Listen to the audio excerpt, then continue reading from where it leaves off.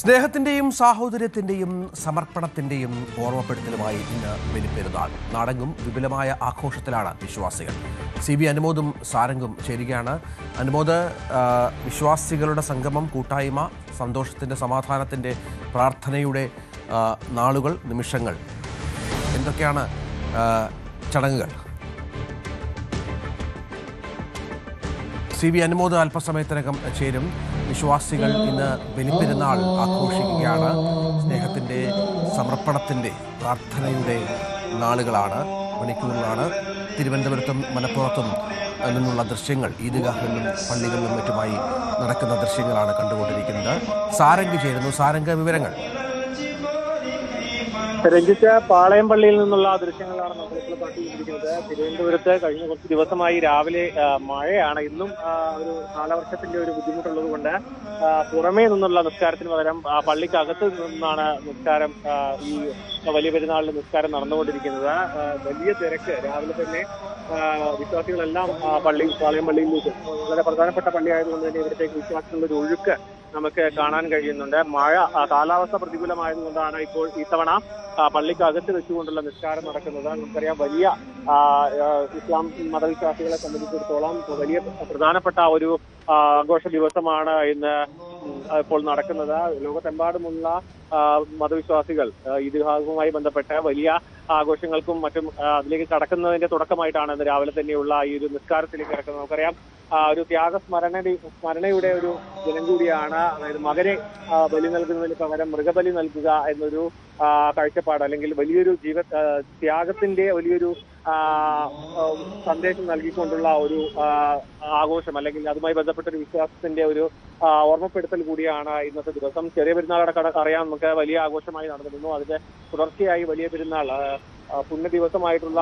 ബക്രീദ് അഥവാ ഈദുൽ അദ്ഹ ഇന്ന് സംസ്ഥാനത്തുടനീളം മറ്റെല്ലാ ജില്ലകളിലും പ്രധാനപ്പെട്ട പള്ളികളിലെല്ലാം പുറമെ മറ്റു സ്ഥലങ്ങളിലും കാലാവസ്ഥ അനുസരിച്ച് തന്നെ മറ്റു സ്ഥലങ്ങളിൽ ഇപ്പോൾ നിസ്കാരം നടന്നുകൊണ്ടിരിക്കുകയാണ്. എന്തിനായാലും വൈകാതെ തന്നെ 7:30 ഇവിടെ നിസ്കാരം ആരംഭിക്കുക. ഉടൻ തന്നെ വലിയ പെരുന്നാൾ നിസ്കാരത്തിലേക്ക് കടക്കുന്നുണ്ട്. ശരി, സാരംഗാണ് തിരുവനന്തപുരം പാളയം പള്ളിയിൽ നിന്നുള്ള ഏറ്റവും പുതിയ വിവരങ്ങൾ പങ്കുവച്ചത്. വിശ്വാസികൾ വലിയ പെരുന്നാളിൻ്റെ നിറവിലാണ്. അനുമോദ്, എന്തൊക്കെയാണ് മലപ്പുറത്തെ ഇന്ന് പെരുന്നാൾ ദിനത്തിലെ കാഴ്ചകൾ?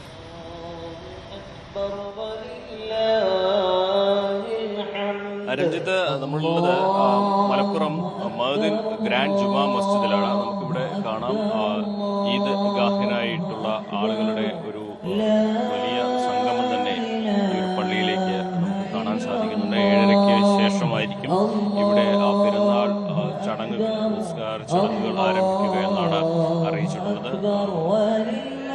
വലിയ തോതിൽ തന്നെ ആളുകളൊക്കെ എത്തിച്ചേരുന്ന മലപ്പുറത്തെ ഏറ്റവും പ്രധാനപ്പെട്ട പള്ളികളിൽ ഒന്നുകൂടിയാണ് മഅ്ദിൻ ഗ്രാൻഡ് ജുമാ മസ്ജിദ്. പുരോഹിതന്മാർക്ക് എത്തിത്തുടങ്ങുകയാണ്. അല്പ സമയത്തിനുള്ളിൽ തന്നെ പ്രത്യേക പ്രാർത്ഥന ആരംഭിക്കും. അചഞ്ചലമായ ഭക്തിയുടെയും അടയാളമായിട്ടാണ് വലിയ പെരുന്നാൾ ദിനത്തെ അടയാളപ്പെടുത്തുന്നത്. ഇബ്രാഹിം നബി ഇസ്മായിലിന്റെ ദൈവത്തിന്റെ നിർദ്ദേശപ്രകാരം ബലി കൊടുക്കാൻ തയ്യാറെടുക്കുകയും അങ്ങനെ ഈ പീഠത്തിന് തൊട്ടടുത്ത് വെച്ച് അദ്ദേഹത്തിന്റെ ഭക്തിയിൽ സംപ്രീതനായ ദൈവം പകരം ഒരു ആടിനെ ബലി നൽകിയാൽ മതിയെന്ന് നിർദ്ദേശിക്കുകയും അങ്ങനെ ആ ഒരു വിശ്വാസമാണ് ബലിപെരുന്നാളിന്റെ അടിസ്ഥാനമായിട്ട് ഇസ്ലാം മതവിശ്വാസികൾ ആചരിക്കുന്നത്. എന്താണെങ്കിലും ഇപ്പോൾ ഇവിടെ പള്ളിയിലേക്ക്, ഗ്രാൻഡ് ജുമാ മസ്ജിദിലേക്ക് പ്രധാനപ്പെട്ട പുരോഹിതരെല്ലാം തന്നെ എത്തിച്ചേർന്നിരിക്കുന്നു. പ്രാർത്ഥനാ ചടങ്ങുകൾ ആരംഭിക്കുകയാണ്. എല്ലാവർക്കും സ്നേഹപൂർണമായ മലപ്പുറത്തു നിന്നുള്ള ദൃശ്യങ്ങളാണ് പ്രേക്ഷകർ കണ്ടുകൊണ്ടിരിക്കുന്നത്.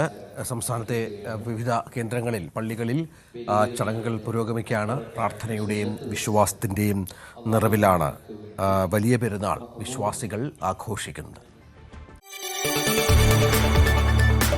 കൂടുതൽ വാർത്തകൾക്ക് News 18 Keralam YouTube channel subscribe ചെയ്യുക.